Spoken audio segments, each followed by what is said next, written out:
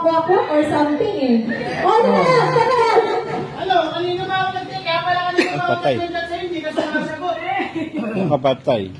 Minimiss ko na kita eh, hindi ka sumasagot eh. Hindi dito ka pala, tingnan, puro lalaki pa mga kasama mo. Tatabaho ka eh. Dapat sinagot mo yung tawag ko kanina. Okay. Kaya. Sir, wait lang po ha. Medyo ano lang po. Tingnan mo yung cellphone mo, dahil kumiss ko sa'yo. Sir, wait lang ha. Medyo ano lang po. Kaya nga usapan natin, pupunta ka rito, ba't ganito? Ang dahil puro lalaki na yung kasama mo, dahil mag-aaruntang ka po. Kuya. Hindi na ba kita tinitingnan? Bakit naglulog ka? Trabaho ako, di ba? Kaya nga, dahil pag-aaruntang ka, pwede ka lang magtrabaho, ba't siya? Hindi naman siya lumalapit sa mga lalaki. Siya nga hindi lumalapit sa mga lalaki ko, kung makaano ka. Sinugod ng asawa. Nag-MC yung asawa. Nagka-party. Kaya nga, Sir, kung message sa'yo, okay lang po mamaya.